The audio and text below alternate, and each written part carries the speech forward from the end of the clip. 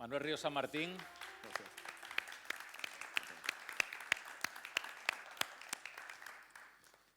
Que ha llegado hoy mismo a Tenerife a hablarnos de este interesantísimo proyecto del cual hemos podido ver la adaptación cinematográfica de La huella del mal. Y lo cierto es que hemos tenido oportunidad en el breve espacio y tiempo que hemos tenido desde que llegaste de apuntar algunas ideas. Tú vienes del audiovisual. Sí. De hecho, parece ser que ganaste aquí en Tenerife un premio a mejor corto. Lo primero prácticamente que hice en mi vida fue un cortometraje y me dieron 2 premios aquí en Tenerife en el año 90 y 90-91, no estoy muy seguro, y además con dotación económica. Y te contaba que fue muy gracioso porque mi madre, cuando se enteró que me habían dado un premio en Tenerife, dice: pues debe estar bien tu corto, porque no conocemos a nadie en Tenerife. Y yo, la verdad es que me lo han dado y no conozco a nadie. Y vine a recogerlo, efectivamente, debe ser, no sé si año 90-91, y mira, pues todavía estaba estudiando la carrera, o sea, que decir que no era profesional ni nada, pero bueno, el corto gustó y luego ese corto de alguna manera inspiró mi primera novela, que se llamó Círculos, con lo cual el audiovisual y los libros ya, fíjate, desde el principio ya tenían una cierta relación. ¿Cómo es en un caso como, o sea, hablamos de Círculos, esa primera obra, y hemos llegado hasta aquí, hasta el año pasado, donde estrenas la adaptación cinematográfica de tu propia novela, de La huella del mal? Pues la verdad es que es un camino largo. O sea, yo venía del audiovisual, he hecho muchísimas cosas. Decía antes también de broma que mi biografía se podía llamar de médico de familia al canibalismo, porque una de las primeras series que hice fue Médico de Familia, que además tuvo muchísimo éxito. Yo escribí el capítulo 1 de Médico de Familia, entonces claro, es bastante distinto escribir para Emilio Aragón que luego novela negra. Y como en el año 2014-2015 estaba un poco cansado de la televisión, porque todo el mundo opina, aunque la verdad es que yo he hecho bastante los proyectos que he querido en televisión, pero opina mucha gente, y se mete mucha gente, y a veces te cambian cosas que tú no entiendes. Entonces hubo un momento que dije, bueno, hay cosas que yo quiero contar lo que yo quiera, y no quiero que se meta nadie. Entonces empecé a escribir Círculos como novela, y me la autopubliqué. Hice una parte audiovisual, una web muy peculiar. Círculos era una novela distópica, medio punk, muy violenta, muy extraña, ¿no? Y hice un material también visual, y hice una campaña en redes bastante grande, que pagué yo y tal, y en Penguin Random House la vieron y les gustó, entonces les llamó mucho la atención. Y me dijeron, oye, mándanos la novela, a ver si nos gusta. Se la mandé y les gustó mucho, la corregimos, la trabajamos un poco más y se publicó en Penguin. Y bueno, luego a partir de ahí pues ya acabé en Planeta llevo 3 novelas policíacas, ya no punk, como la otra, no son punkis, son novelas pues más de este estilo que habéis visto, siempre como con un tema, o sea, o la prehistoria, o los animales, o el arte religioso, o sea, siempre hay un tema de fondo en las 3 novelas. Y entonces en un momento determinado, yo sí pensaba que de ese proceso luego me iba a ser a lo mejor más fácil de las novelas llevarlas al audiovisual. Yo venía del audiovisual y digo, bueno, yo hago una novela, escribo lo que quiero y luego la intentaré adaptar. Pero la verdad es que me ha costado bastante más de lo que yo esperaba. Porque en este caso, cuando escribes la novela, ¿ya tenías en mente la película? No, tampoco es que tuviese en mente la película, porque cuando escribes la novela tienes que pensar que es una novela, porque si no, si piensas en audiovisual te coartas, el audiovisual todo es muy caro. Entonces, si empiezas a pensar en audiovisual, te coartas de muchas cosas, o hay cosas que son menos comerciales. Entonces, cuando estás en la novela, no puedes pensar en otra Pero cosa. estamos en una época en la que muchos autores precisamente están pensando en la posibilidad de licenciar ese contenido. Sí, pero en el 2017-18 no. Vale. Todavía no pasaba, o sea, todavía no eran habitual que las novelas se llevaba alguna, pero no se ha generado esta dinámica que se ha venido a generar tiempo después. Hoy en día yo sí que noto que los autores enseguida piensan en el audiovisual y no se dan cuenta que es dificilísimo. O sea, es decir, que yo tengo cantidad de amigos que venden muchos libros y que ninguno de ellos a veces sí, hay gente que ha vendido los derechos, pero desde que vendes los derechos hasta que la película se hace, o sea, es un mundo tan complicado, hace falta mucho dinero, poner de acuerdo a mucha gente, o sea, es un proceso muy, muy largo. Yo, por ejemplo, La huella empezó siendo serie de televisión. A mí me habría gustado más como serie, pues una novela larga, y creo que, por ejemplo, todo el tema de cómo entra la prehistoria en la película es un poco abrupto, ¿no? Yo noto que hay gente que le cuesta un poco entrar en el tema prehistórico, mientras que en la serie todo eso era más gradual. Tú entrabas en la prehistoria digamos, tenías un capítulo entero para ir entrando, tal, y todo era más gradual. En la película, ¡pah!, tú entras y ves un tío cazando uros, ¿no? Entonces dices, coño, hay gente que yo sé que hay gente que se le ha sacado un poco, hay otra gente que le ha encantado, entonces bueno, eso depende un poco, pero había que entrar mucho más de golpe porque al final son 100 páginas y en una novela de 500, entonces eso hay que... Y cuando se te plantea la oportunidad de por fin adaptar La huella del mal a formato cinematográfico, ¿cuáles son los primeros pasos que tú decides dar a la hora de, bueno, hay que adaptar la novela a guión en primer lugar? ¿Cómo es ese proceso en primer término? Pues yo cogí una guionista para que trabajase conmigo, para no tampoco yo, o sea, tener una opinión desde fuera, que me llegase desde fuera, que no fuese yo ya mi novela, mi guión, mi película, tal. Entonces, alguien que opinase desde fuera. Y pasó una cosa curiosa que también te contaba antes, y es que esta persona, esta guionista, se convirtió un poco en la defensora de la novela. O sea, yo quería cambiar muchas más cosas y ella decía, pues esto en la novela estaba muy bien. Y yo decía, coño, pues que la gente que se lea la novela. O sea, la novela no va a dejar de existir, sigue estando en las librerías. Si queréis leer la novela, la tenéis en esto. Y ahora hay una edición muy bonita que está a 8 euros o algo así en bolsillo. Pero yo quería hacer que la película funcionase. Entonces, para eso sí que nos planteamos una serie de premisas. Por un lado, hicimos como el esqueleto de la trama. Sin ese esqueleto no se entendía, digamos, la historia, ¿no? Había una especie de esqueleto básico de sucesos que tenían que ocurrir.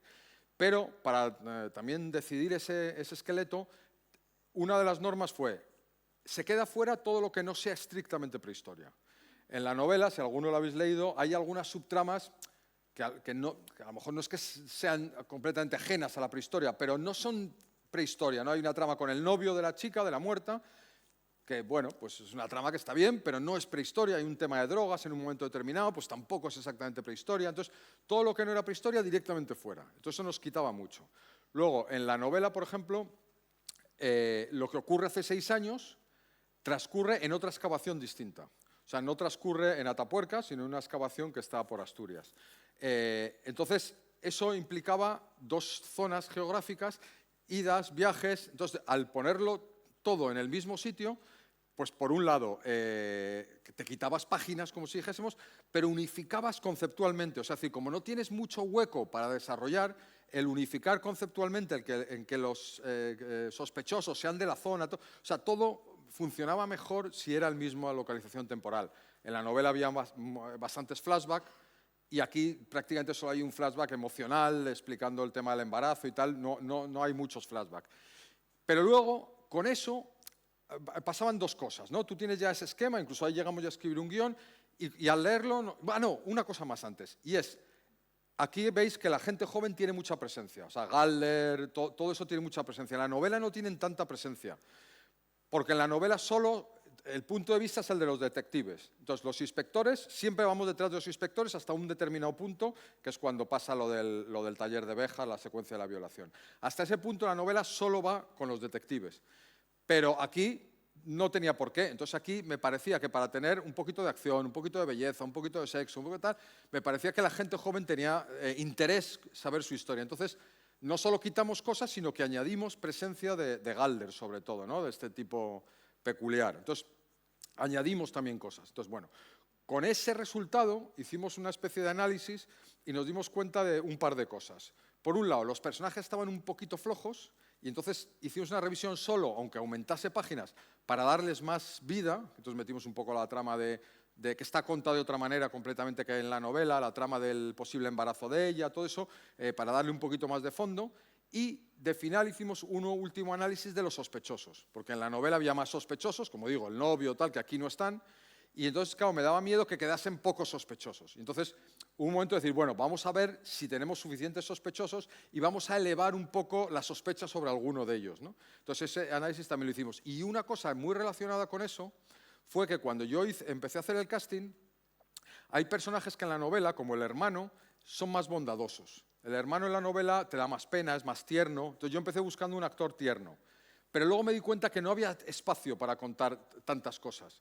Es decir, en la novela, en la película, cuando sale el hermano, tienes que decir, jo, este tío es raro. O sea, luego ya te podrá parecer que tiene una parte tierna, pero tienes que creer que puede ser sospechoso. Entonces elegimos un actor, que creo que además el tío está muy bien, que además él es muy peculiar, pero daba ya esa sensación de... O, por ejemplo, con Samuel Henares, con el director de la excavación, lo mismo. O sea, es decir, el Samuel Henares en la novela al final sí que ves que puede tener algo que ver, pero al principio parece también más bondadoso. Y aquí, sin embargo, creo que Cosimo tiene ese rostro afilado, esa mirada que en cuanto lo ves dices, este tío igual... Entonces, eso también son decisiones como hay que sospechar rápido, porque no hay tiempo para presentar mucho a los personajes. Claro, es que estamos hablando de ritmos completamente diferentes. Claro, totalmente. Una novela, además, tú la puedes leer en espacios de tiempo y la película, por su duración y por el formato del que está concebido... Ups, me pilla Galder y me mata. Perdón. Muchas gracias. Sí. Y evidentemente tienes que ir al grano. No tienes mucho tiempo para muchas cosas. Sí, de hecho, fíjate, la película en el primer montaje duraba un poquitín más de 2 horas. Y tienes que pensar también en costes de producción. También. Por ejemplo, comentabas el tema de las diferentes excavaciones que hay en la novela, que aquí la refundes en una. Eso también son localizaciones, en fin, hay todo un trabajo. Sí. De todas formas, fíjate, yo estoy muy orgulloso de las localizaciones de esta película. Me parece que los paisajes son espectaculares. Es muy complicado rodar ahí, es muy complicado. El rodaje de la cueva fue muy difícil, el rodaje en Atapuerca es muy difícil porque es un sitio que es delicado, que hay que ir con mucho cuidado. Esa noche iluminada, un poco en plan Blade Runner, a mí ese plano de cuando llega Blanca Suárez y está todo iluminado de noche, a mí se me parece un plano con ese cortado tan espectacular. Y luego los bosques que están rodados en Navarra, también me parece que son espectaculares. Entonces, todo eso, claro, es valor de producción. Yo me acuerdo que la de Netflix, la película se pasó en Netflix y ha ido muy bien. Y en Netflix decía la jefa de Netflix, según veía la película, ¿no? Y luego, cuando comentamos a la salida, dice todo el rato, cuando ves una película, claro, son cosas que no nos planteamos la mayoría del público, ¿no? Yo decía, bueno, yo ya he visto todos los decorados que van a salir. Es algo que enseguida piensas, bueno, ya se han gastado todo el dinero en estos decorados. Y entonces, sin embargo, si pensáis, sin embargo, el último tercio de la película hay un montón de escenarios nuevos. Y eso para Netflix era valor de producción. Y ellos veían, joder, de repente tienes la cabaña del taxidermista, la cueva, de noche Atapuerca, toda la persecución final en el cortado ese que fue un infierno rodar ahí, fue un infierno absoluto, pero que es espectacular el sitio. Entonces, claro, todo eso que a lo mejor al espectador sí le gusta, pero se le queda un poco, bueno, en el conjunto de la película. Para la gente de la profesión sí que es como, joder, o sea, se la han currado para que los escenarios sean de verdad impactantes. Hablabas hace un momento de la elección de actores para personajes, hablabas del hermano, que en la novela era más tierno, en la película no tienes tiempo para desarrollar esa ternura, pero me imagino, y eso yo creo que nos pasa a todos como lectores cuando leemos una novela de la que luego sabemos que van a hacer una adaptación, sí. Todos ya le hemos puesto cara y normalmente suele ser una cara, más allá de la descripción atinada que se dé en la novela, siempre tendemos a buscar alguna cara de referencia y se presta mucho el tema de los actores, las actrices, quién haría de... O sea, ¿tuviste claro desde el principio quiénes iban a ser por lo menos tus actores principales o esto fue labor de casting hasta que dieron con la tecla? Pues mira, yo normalmente no pienso en actores cuando escribo, porque a lo mejor ya digo, no quiero condicionarme, pero cuando acabé la novela y se publicó, sí que yo ahí creía que a lo mejor la adaptación audiovisual iba a ser más fácil, entonces sí que le di alguna vuelta y le mandé la novela a Daniel Grau, al protagonista. Se la mandé y le dije, oye, si algún día hago una película de esto, tal. Y me contestó, qué majo, tal, porque le conocía a Daniel, había hecho la serie Sin Identidad con él. Pero es el único. El resto no pensé. Blanca, por supuesto, ni se me ocurrió en ese momento, nadie más. De hecho, Blanca llegó un poco al final de la... O sea, es decir, teníamos ya la película vendida, sin Blanca, curioso, porque teníamos la película vendida, y entonces ya en el proceso de casting, a la hora de barajar nombres, estábamos incluso haciendo casting de otras actrices, y yo dije, joder, a mí siempre me ha gustado Blanca Suárez, ¿por qué no lo intentamos? Y todo el mundo dijo, venga, vamos a intentarlo. Llamamos a Blanca, a su representante, y nos dijo, uy, no tiene fechas, está con va a hacer la segunda temporada de Respira, imposible, tal. Y dije, bueno, yo te mando el guión y que se lo lea y, oye, pues ya me decís. Y lo mandé un viernes y el domingo me llamó la representante diciendo que Blanca quería buscar fechas. O sea que la verdad es que el guión le debió encantar porque ya digo, lo mandé un viernes por la tarde y el domingo, en pleno domingo, me llamaron que iban a buscar fechas. Y efectivamente encontramos fechas, cambiamos un poquito la película de fechas, muy poco, pero conseguimos encajarla entre su temporada de Respira y tal, y entonces fue Blanca la segunda. Y luego el resto prácticamente todos son de casting. A Cosimo lo había visto en 30 monedas, en la serie no sé, he visto de HBO que estaba estupendo en 30 monedas, y la directora de casting me dijo, oye, ¿te gusta Cosimo? Y yo dije, joder, me encanta Cosimo. Me dijo, pero no va a querer, es un actor internacional. Cosimo, si alguno lo recuerda, es el novio de la chica de Friends. O sea, Cosimo hizo hace 20 años de la novia de Rachel, creo que era. Sí, el italiano, es él. O sea, es decir, de repente, o sea, que era un tío que luego ha hecho El Mentalista, no sé qué, o sea, ha hecho muchas cosas internacionales.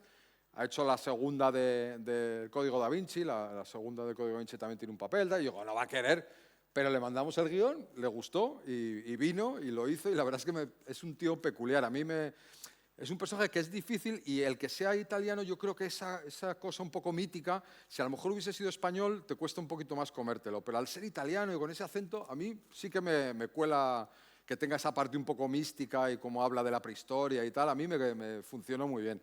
Y el resto, pues de casting un poco con esto que te digo, de intentar buscar a lo mejor actores que generasen más inquietud, y más inquietud que a lo mejor en la novela, ¿no? Sobre todo plantearte, cuando ya has creado una historia, o sea, haces el camino inverso a círculos y de alguna manera cierras un círculo. Total, no lo había pensado hasta que no hemos hablado antes, sí, sí. Y en este sentido, volver a contar tu historia por segunda vez, ¿qué te plantea de reto y qué te plantea sobre todo a la hora de decir qué cosas puedo mejorar? Claro. Mira, cuando tú escribes una novela, digo porque el resto de novelas he vendido los derechos, ya veremos si se hacen, pero también he vendido los derechos y he trabajado en las adaptaciones. Entonces, tú cuando haces una novela tienes muchísimo feedback.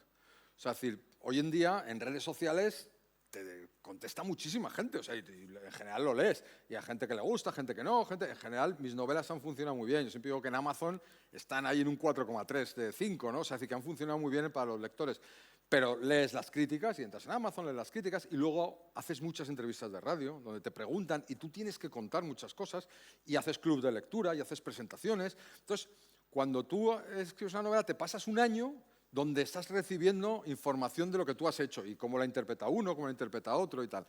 Y todo eso, claro, tú lo llevas contigo. Entonces, cuando tú te pones a adaptar la novela, tienes ese bagaje, no solo tu novela, sino tienes ese bagaje, y si encima, en mi caso, pues con una guionista externa, y vuelves a revisitar tu texto 6 años después, ya no le tienes el mismo cariño. O sea, ya no, pues digo que no me importa cargarme un personaje, porque ya el cariño lo tienes como en el momento, luego ya pues le tienes cariño al concepto, más que a cada párrafo que has escrito. Entonces yo creo que está bien, porque efectivamente te das cuenta de que hay cosas, por ejemplo, hay una cosa en la novela la secuencia de la cueva existe, pero está en otro punto. Entonces, el final, cuando, digamos, Inés golpea al policía, al ex policía, sucede en una casa rural. Y yo digo, joder, mucho mejor aquí. O sea, mucho mejor que ese final sea en la cueva. O sea, hay una secuencia muy buena en la cueva, intermedia en la película, ¿no? En la novela.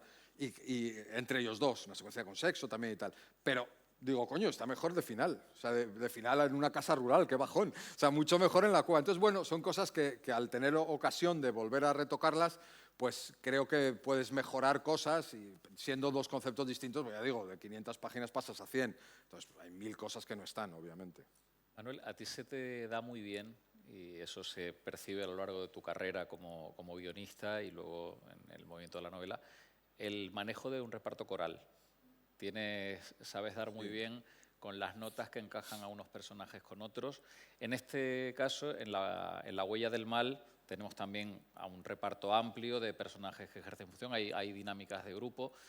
¿Cómo decidiste enfrentar el salto de la novela a la película en ese sentido? Porque una dinámica de grupo en una novela bien contada tiene sus normas, pero en una película tiene otras. El riesgo de perder el balance. Sí, es verdad. Y ya digo, y encima añadiendo la gente joven, porque en la novela la gente joven de repente aparece un bisonte muerto y entiendes que lo han matado ellos, pero no los ves. Entonces, esa dinámica es nueva. Por ejemplo, la dinámica de la gente joven es más, aunque se intuye en la novela, pero está más hecha en la pantalla. Luego era importante la relación de ellos tres, de los tres policías, digamos, ¿no? La relación de ellos dos, que han tenido la historia de amor en el pasado y se vuelven a reencontrar, y el tercero en discordia, que es un papel complicado porque está ahí en medio y tal, pero yo me gusta cómo lo hace Víctor Palmero, está en su sitio, me parece que ese triángulo funciona bien, se ve que Víctor Palmero tiene esa fascinación por, o sea, por el personaje de Blanca, ¿no? Que tiene como una cierta admiración y creo que está, o sea, es decir, efectivamente todo eso pues hay que trabajarlo, la familia del hermano, por ejemplo, toda esa familia también es importante, porque los actores aportan mucho. O sea, tú en una novela tienes que contar muchas cosas para que el lector se meta en la cabeza. Aquí es verdad que tú tienes esa familia, entras con el otro encogido en el sótano ese raro, extraño que tiene, en el ático es extraño. O sea, enseguida ya ves la madre que es muy buena actriz y que no, algo le pasa, que no quiere contar. O sea, enseguida, con muy poco y con una música, o sea, es decir, en una película tienes muchos elementos. En una novela está lo que tú escribes y lo que vosotros leéis. Y entonces, lo que yo escribo, tengo en mi cabeza, lo decodificáis en la vuestra. Pero en una película cuentas con mucha ayuda, o sea, cuentas con el reparto, cuentas con la música, cuentas con la fotografía. Entonces, todo eso te quita muchas páginas, como si dijésemos, ¿no? O sea, es decir, yo no tengo que meteros en la prehistoria, sino que a lo mejor ya basta con poner una escena de prehistoria y ya estás en la prehistoria, ¿no? Entonces, bueno, pues eso son dos caminos un poco distintos. De cara a la película, todo el aspecto prehistórico que, si nos fijamos a nivel cinematográfico, siempre ha sido como un terreno que el séptimo arte trata de evadir, sobre todo meter gente prehistórica en tiempos actuales, porque es muy difícil de digerir. Sí. ¿Cómo te planteaste tú ese salto de fe? Pues mira, ese es uno de los disgustos de la película, tiene que ver con lo que tú cuentas. Originalmente, la película empezaba con la pelea en la que muere 17. O sea, veis que al fin, en la película ahora empieza con el cráneo, este es 17, tal cuantos. En el rodaje rodamos la pelea en la que muere 17. A mí me parece que quedó muy bien. Pero efectivamente alguien, en un momento dado, con la película terminada, ya sonorizándola, alguien dijo, a mí lo de los prehistóricos no me mola. Pues ya, es verdad. Y eso que las recreaciones están hechas muy bien, sobre todo las de los primeros están todavía mejor hechas que las de los últimos. Los primeros estaban muy bien hechos. O sea, un maquillaje, habíamos currado semanas en ese maquillaje, estaban muy bien los tipos que lo hacían. O sea, a mí me parece que pierde mucho la película. Pero es verdad que hay una especie de prejuicio de, lo prehistórico, tal, pero es que eran así. Claro, a lo mejor te parece, esos bultos, no, es que eran así. O sea, esto está supervisado todo por el director de Atapuerca, por José María Bermúdez de Castro. Cada paso, cada cosa que contamos, en la novela sobre todo, que en la novela se amplía mucho más todo el tema de la prehistoria, está totalmente supervisado por el director, uno de los codirectores de Atapuerca, y en la película igual, le pasamos los bocetos de las caras, de todo, y dice, sí, así eran los de Atapuerca, lo más parecido a lo que se puede hacer y tal. Pero luego siempre hay alguien, nuestra profesión es subjetiva, siempre hay alguien que dice, no, yo sé más que el de Atapuerca y no eran así. Y esas cejas no eran así, y dices, bueno, pues cada cual es libre, es que puedes no entrar. O sea, no es que digas, no, puedes no entrar, puedes ver un tipo prehistórico y decir, no entro. Pues ya está, no entras, no te puedo convencer. También tienes que jugar con los cánones estéticos de lo que la gente está acostumbrada a ver en la pantalla. Sí, tampoco te puedes pasar de listo diciendo, no, es que yo soy aquí claro. el más entendido. No, tú puedes hacerlo correctamente desde un punto de vista científico, pero puedes no entrar. Es que cada espectador o cada lector es libre en cualquier cosa. Y uno le puede fascinar y otro... En Atapuerca están todos fascinados por la película. Atapuerca, esta película es que es como que la han puesto en el Olimpo ya, o sea, les parece. Y luego hay alguien que yo leía en Twitter que decía, este tío no tiene idea de prehistoria. Y yo decía, coño, o sea, algo sé de prehistoria, me lo he leído todo y he hablado con todo el mundo. Pero bueno, pues al final, yo qué sé, esa es la libertad de cada cual y ese es nuestro trabajo.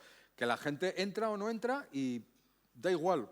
Es una cosa muy personal de cada uno, entrar o no entrar y hay que respetarlo y, oye, fenomenal. ¿Hasta qué punto participaste en los aspectos musicales de la película? La elección del compositor, sí, la canción del final, que es preciosa. La canción del final es preciosa. Pues bueno, el compositor, yo había trabajado con él en otras 2 miniseries que había hecho en tiempos y es un tipo que no ha hecho mucho cine.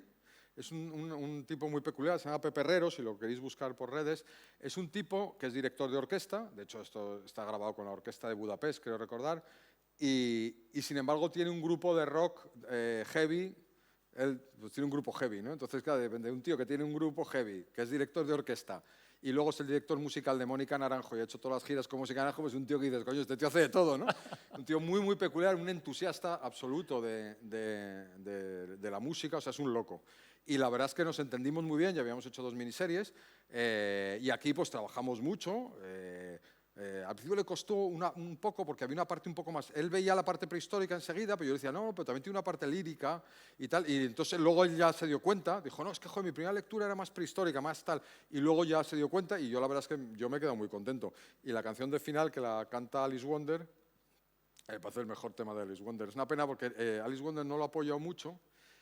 Y sin embargo, no me acuerdo qué es, creo que en Spotify tiene casi 1 millón de reproducciones. O sea, es decir, que ha gustado muchísimo, pero estas cosas a veces que los artistas no apoyan del todo algo porque no es exactamente suyo, es de otro. Estas cosas raras de egos que a mí me cuesta entender. Pero bueno, a mí me parece que es un tema muy bonito, la verdad, el final de la... Sí, parece que está muy bien. Había 2, barajamos 2 y al final nos fuimos por este que era más melancólico, más así. Y me parece que te queda como una sensación del final de la película que, joder, es una película dura, se ha muerto gente y tal. Pero bueno, tienes al final el mensaje este un poco positivo de, bueno, también somos lo malo, pero somos lo bueno. Y el abrazo entre ellos, ¿no? Con el perdón de Daniel Grau, que me parece que es muy importante. Por ejemplo, eso no estaba escrito. En la novela no está así. Y en la película no estaba así. Y yo la noche antes dije, me falta algo para el final. No, el final no acaba de funcionar. Y se lo dije a Daniel, digo, Daniel, pídele perdón en la secuencia. Y Blanca no lo sabía. O sea, la reacción es espontánea. Dije, cuando le cojas así, le dices perdón. Y funcionó, la verdad. ¿Hasta qué punto los actores que trabajaron en esta película tuvieron la tendencia de añadir información que estaba en el libro o se ciñeron únicamente a la adaptación al guión que hicisteis tú y tu co-guionista? Pues Daniel se lo había leído, pero el personaje de Daniel era es quizá el más parecido en el libro y en la película. Sin embargo, Blanca no se había leído el libro y yo le dije que no se lo leyera porque había cosas distintas. Entonces dije, no, ya léete el guión, porque hay cosas que son distintas, a veces te va a gustar más alguna de tal, y entonces a Blanca le dije que no se lo leyera, por ejemplo. Y el resto, la verdad es que ahora mismo ya no me acuerdo. Algunos se lo había leído, pero ellos dos quedan un poco quizás los principales, pues o Daniel sí, Blanca no, y bueno, no hubo problema. Vamos. En este sentido, si tuvieras que hacer tú una crítica constructiva al respecto de cómo resulta en una escala de adaptaciones de novelas al cine, ¿dónde situarías más o menos La huella del mal?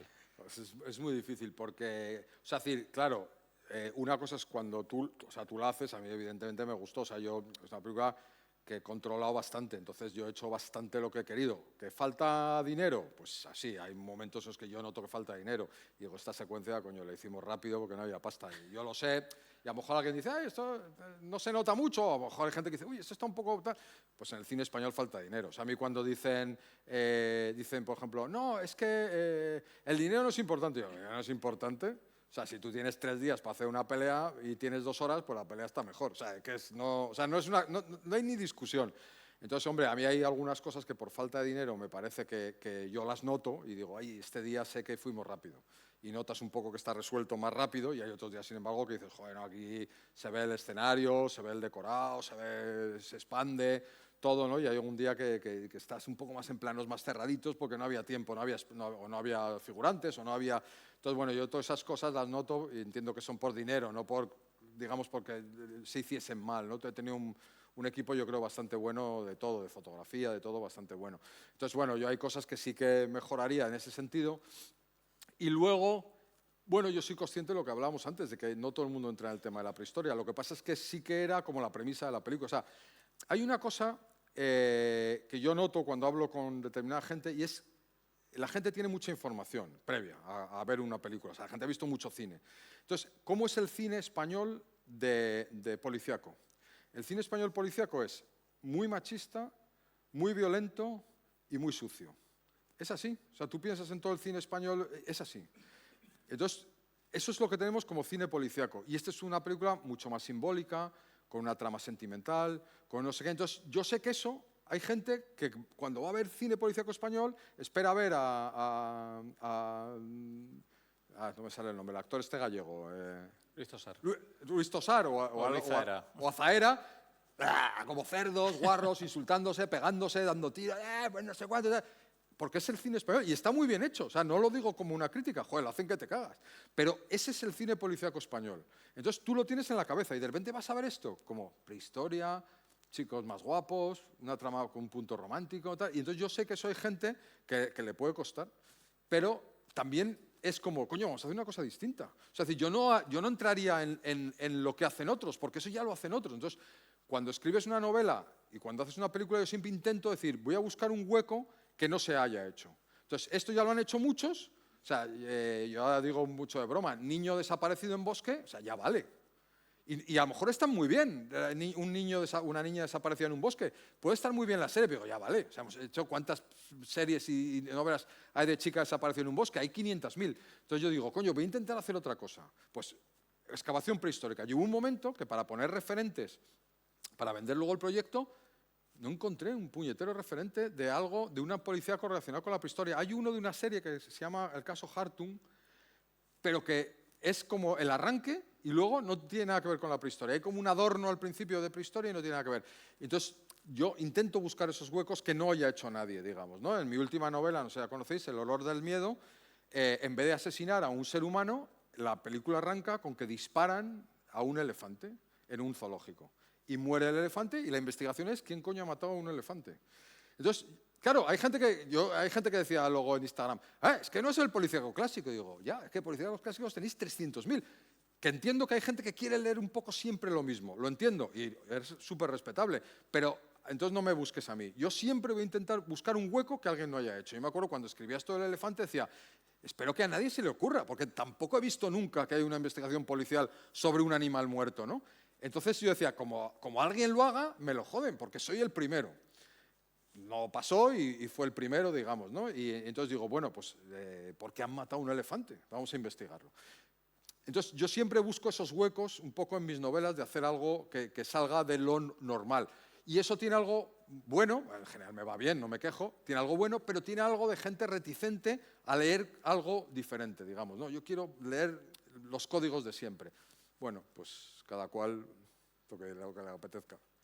Hay más proyectos que vas a simultanear lo que es la página escrita y su traslación audiovisual. ¿Hay algo que nos puedas adelantar? Sí, o sea, ahora tengo, o sea, lo que es, acabo de entregar la siguiente novela, que es también un policíaco, también yo creo que bastante distinto, que se publicará yo creo en septiembre, o sea que como tenéis aquí primicia, de que probablemente en septiembre tenga nueva novela, vamos, seguro, no sé el día, pero será en torno a septiembre. Y a la vez, esta que os digo del olor del miedo del elefante, pues me han comprado los derechos para hacerlo película también, Televisión Española, y esa ya no la voy a dirigir yo, pero estamos trabajando en el guión y espero que salga también. Vamos a ver, estoy justo pues un poco entre estas dos cosas, ¿no? Entre la adaptación a película del olor del miedo y la nueva novela que saldrá en septiembre. Así que bueno, sí, como una pata en cada lado, ahí andamos. ¿Te parece, Manuel, si abrimos Claro, sí. el micrófono al público que han estado aquí viendo la película con interés? Y creo que es un momento interesante para darles cabida y que pues, aporten sus preguntas. Vamos a empezar por aquí.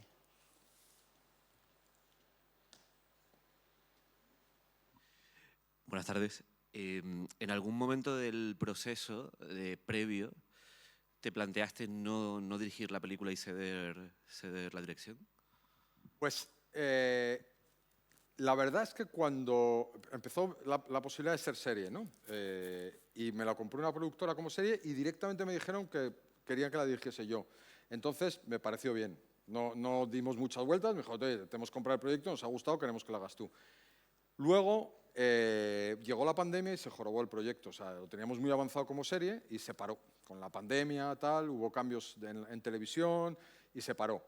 Y hubo un momento que dije, bueno, pues no lo hacemos. Y de repente Televisión Española recuperó el proyecto, porque lo había comprado como serie primero, pero lo paró con la pandemia, ya te digo. Y de repente dijo, oye, nos encaja como película.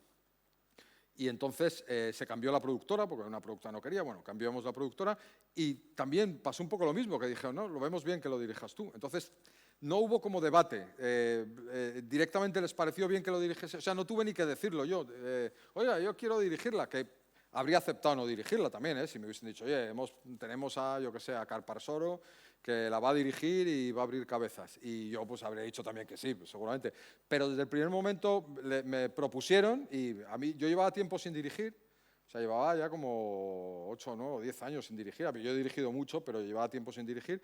Y por otro lado, me gustó el reto. Dije, joder, llevo tiempo sin dirigir, quiero volver a... ¿Por qué no? ¿No? Y la verdad es que dirigir es divertido, o sea, es muy cansado, muy complicado, pero tiene un punto de, joder, tienes 80 personas ahí un poco dispuestas a dejarse la vida por tu proyecto y es muy bonito un rodaje. Y bueno, dije que sí y la verdad es que a partir de ahí pues fue bien, no hubo problemas, digamos.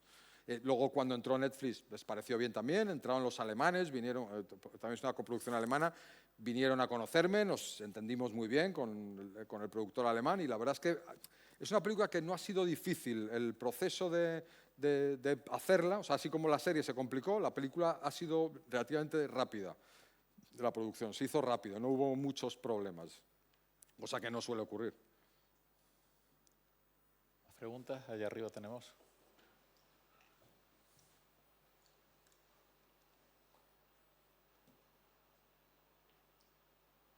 Buenas tardes. En primer lugar, gracias por venir. Encantado. Y mi pregunta es la siguiente. Para un escritor novel que no conoce a nadie de este mundo, ¿cuáles serían los primeros pasos o los pasos que tendría que dar para que su novela llegase a la pantalla? ¿Para que su novela? Llegase a la pantalla. Mira, no te voy a engañar, es dificilísimo, es dificilísimo. O sea, sobre todo, o sea, yo creo que el planteamiento es, voy a hacer una buena novela, que sea muy buena. O sea, hoy en día parece como que las novelas tienen que llevarse a la pantalla. Y la verdad es que no es así, las novelas son novelas, no tienen por qué llevarse a la pantalla. O sea, es decir, no hay que tener como la aspiración de que tu novela se lleve a la pantalla. Yo ahora tengo amigos escritores que venden muchísimo y dicen, joder, es que mi novela nunca se lleva a la pantalla. Y digo, claro, es que lo normal es que no se lleve. O sea, es decir, se publican 80.000 novelas al año en España y a la pantalla se llevan 6. Entonces, ¿cómo se va a llevar la tuya? Es casi imposible. O sea, es una cosa como que creo sinceramente que no hay que tenerla en la cabeza. Mi caso es un poco distinto porque yo vengo del audiovisual. Entonces, y yo viniendo del audiovisual pensé que iba a ser fácil. Y aún así me ha costado 6 años de bastante lucha. Con lo cual, yo creo que es algo como que... Es como decir, compro lotería para que me toque. Sí, compra lotería para que te toque, pero no te toca. O sea, es algo como que no tienes que tener en la cabeza. Que luego se da la circunstancia que tu novela, o porque se vende mucho y alguien se fija en ella, o porque alguien se la lee y le parece que puede tener algo que en el audiovisual puede funcionar. Es decir, luego pueden pasar cosas, pero son cosas bastante sorprendentes. O sea, es decir, no son cosas esperables. Ni siquiera María Oruña vende muchísimo, nunca le han adaptado una novela a María Oruña, nunca le han adaptado una novela, yo qué sé, a Santiago Díaz. O sea, y vende también muchísimo, nunca han adaptado... O sea, entonces dices... Pues si no le han adaptado una novela a María Oruña, pues ¿por qué se la van a adaptar a ese señor de allí? Pues sinceramente es casi imposible. Entonces, ¿qué hay que hacer? Pues no lo sé, no lo sé. Si conoces a alguien de alguna productora, pues sí, se lo puedes dar. Puedes tú mismo escribir la adaptación para que ya no se lean una novela, sino se lean ya la adaptación. Pero es un esfuerzo muy grande para algo que incluso, aunque seas María Oruña, no has conseguido. Entonces, yo creo que no quiero generar falsas esperanzas, es realmente muy difícil. De hecho, citabas a Santiago Díaz y se da la circunstancia de que él, paralelamente a su carrera como novelista, es guionista de cine. Muy bueno. Sí, sí. Santiago Díaz ha escrito películas, ha escrito muchas series, vende muchísimo, muchísimas novelas, y a día de hoy no le han adaptado ninguna. Por ejemplo, le han comprado los derechos alguna vez, yo lo conozco mucho a Santi, pero no se ha llegado a hacer. Entonces, claro, dices, pues si a Santiago Díaz no ha llegado a hacerse la adaptación audiovisual, pues ¿qué se ha hecho? Sí, pues se ha hecho de Gómez Jurado. Joder, es que Gómez Jurado vende, claro. Se ha hecho de Sonsoles Onega porque ha ganado el Premio Planeta, sí. Y se ha hecho de María Dueñas, sí, claro, que me estáis hablando de los 3 superventas de este país. Es que se hace en sí mismo de Pérez Gellidas, que es otro superventas, se ha hecho una serie, pues dices... Pues sí, pero al final, claro, estás hablando de gente que vende 150.000 libros, tal, y claro, pues es lógico que los productores miren esas novelas, pero en cuanto no eres de ese top 5 que vende más de 100.000 novelas, pues ya entonces tiene que ser por la novela. O sea, tiene que ser que alguien vea que esa no te la compra por los seguidores que tienes. O sea, si tú compras una novela de Juan Gómez Jurado, aparte que te guste la novela, la compras porque sabes que tienes 200 o 300.000 espectadores previos. Entonces sabes de eso. Pero si compras una novela de un tipo que ha vendido 8.000 o 15.000 o tal, pues no compras por 15.000. Compras porque la novela te gusta, ¿no? Entonces son los dos caminos, ¿no? Compras porque te gusta y encima vende, o si no compras una novela porque te ha gustado la novela independientemente de si ha vendido mucho o poco, pero te ha gustado la novela, ¿no? Hombre, en ese sentido está claro que el mercado español es muy diferente al mercado anglosajón o norteamericano, donde a partir de un determinado número de ventas ya los estudios de cine se están frotando las manos y ya están no solamente buscando cómo adaptar esa novela de éxito, sino haciendo la precompra de derechos del libro que todavía no ha terminado el mismo autor. O sea, sí, y aquí puede que a Juan Gómez Jurado le pase eso y a lo mejor a Pérez Reverte, o sea, a algunos puede que les pase. Pero claro, al final esos son un cogollito de la literatura española, un 4 que están ahí arriba, y el resto, pues luego igual ves una película y está adaptada a una novela y tú ni lo sabes porque no te sonaba la novela. O sea, tú por ejemplo, cuando veis los Goya, hay el premio de Goya guión adaptado.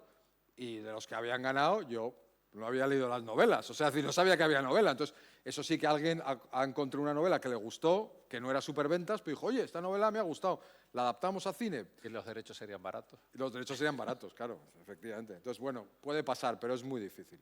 La realidad es que es muy difícil. ¿Más preguntas?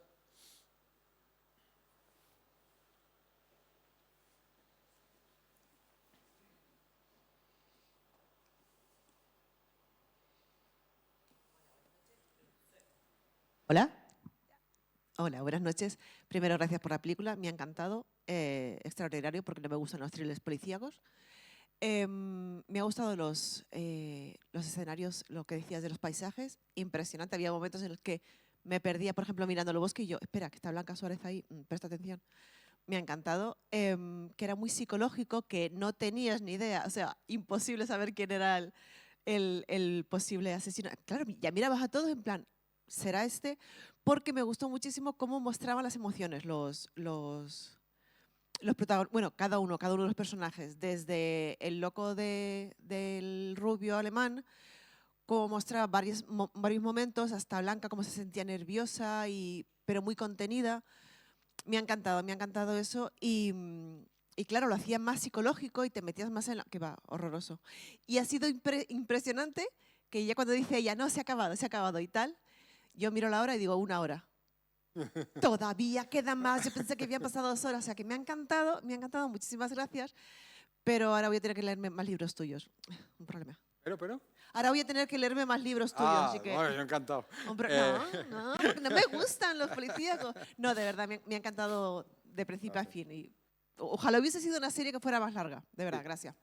Pues mira, por ejemplo, la culpable en la novela también es Inés, pero la relación con Galder, o sea, todo lo que pasa con Galder, que le encuentra en el bosque y entre los dos matan al otro, todo eso es distinto en la novela, porque había mucho más hueco. Entonces, ahí hay mucha más historia, con la muerta, tiene más implicación la muerta, o sea, ahí hay un desarrollo bastante más grande en la novela, y claro, aquí de repente era como, esto es que es así, o sea, lo que dices tú, ahora ya sí que llevo 1 hora y media y ya tiene que acabar la película, entonces, ¿cómo lo cuento? Y entonces, con la aparición de él en el bosque, de repente como que se juntan todas las tramas y funciona. Entonces, eso, por ejemplo, está distinto de la novela y a mí me parece que casi queda más redondo en la película. Lo que pasa es que en la novela hay más implicaciones de personajes, o sea, es un poco más complejo cómo llegamos a ese punto y hay que resolverlo de otra manera. Pero me pareció una buena decisión cuando de repente, llegado a ese punto de la película de, vale, la culpable es Inés, pero algo más, la decisión de que se encuentre con Galder en el bosque, todo eso, me parece que solucionaba muy bien un problema que en la novela empleaba muchas más páginas y yo sí que, en general, o sea, en la novela creo que sorprende también. Yo, ya te digo, tengo mucho feedback y yo veo que en general la gente se sorprende que era Inés.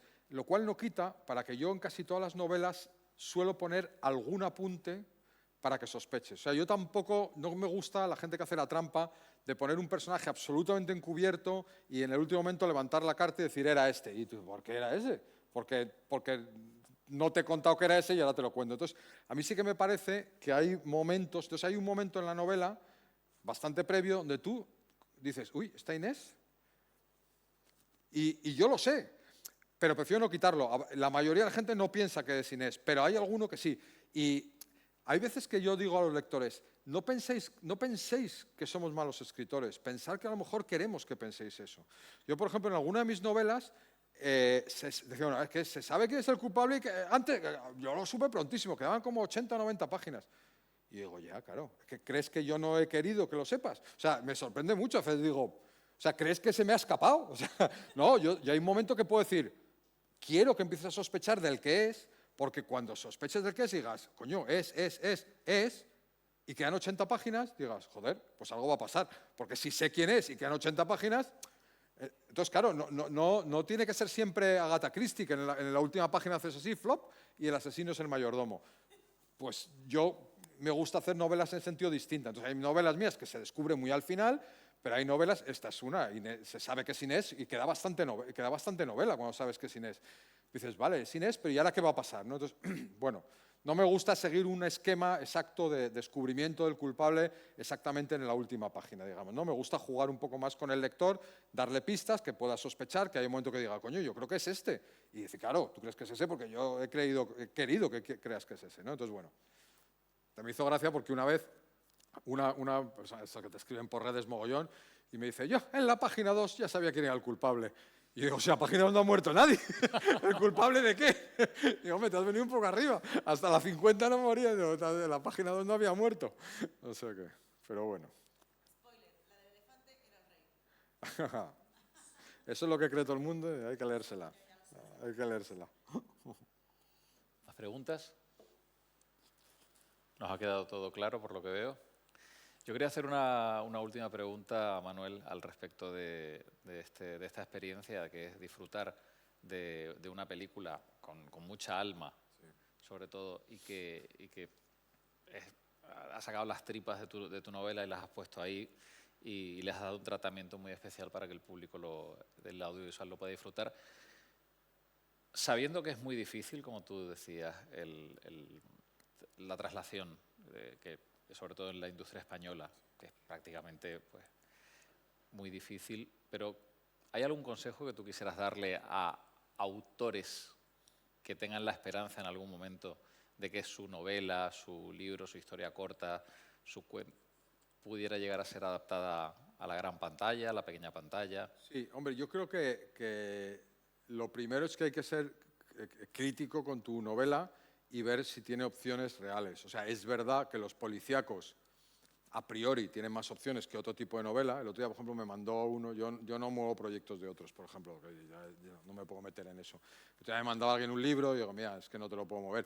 Pero leías la sinopsis y decías, igual la novela está bien, igual es una buena adaptación audiovisual, pero a priori no había ningún elemento para tú decir, ¿por qué a un productor que lea esta sinopsis va a querer hacer la película? O sea, es decir, tiene que haber algo, cuando tú leas una sinopsis, o sea, tú mandas una sinopsis, un titular, tal, cuanto, y de repente ahí ya tiene que haber algo para el audiovisual. O sea, si tú dices, la novela arranca con un zoológico lleno de niños, donde un francotirador asesina a un elefante, yo cuando cuento eso, todo el mundo dice, ¿y por qué? Tienes algo que es muy visual, matas un elefante, un animal bestial, no sé cuántos, tal, lo matas de un disparo, de un tío de edad. Entonces, hay algo que ya dices, joder, pues hay algo visual, ¿no? Y que en 2 líneas ya está generando un montón de preguntas. Eso es. Entonces, tiene que tener desde luego un titular muy claro, que sea audiovisual y que llame la atención. O sea, si eso no lo tiene, no, es una película de relaciones personales, de no sé qué, que entonces, pues bueno, Gracia Querejeta, a lo mejor convences a Gracia, es otro tipo de película.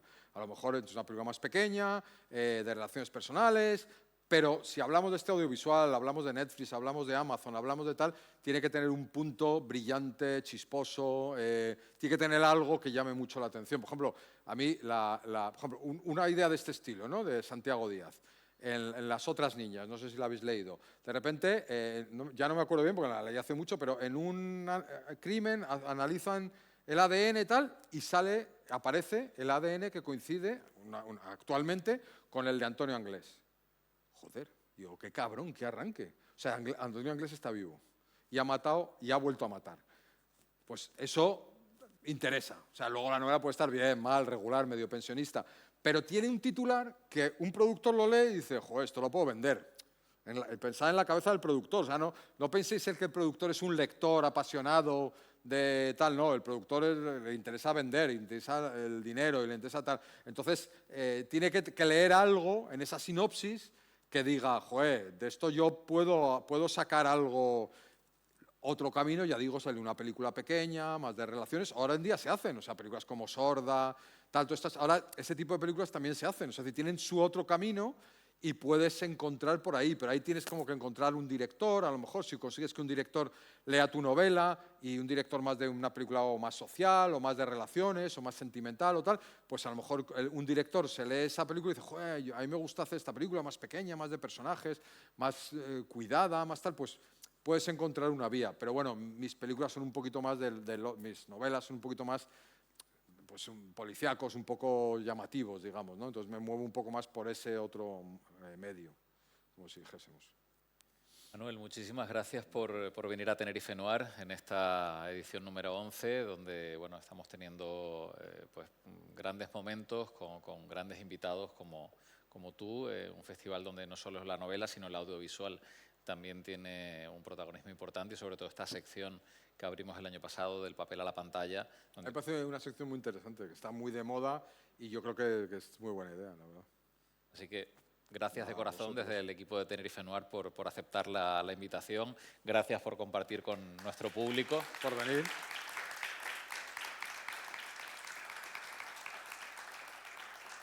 Y seguimos en...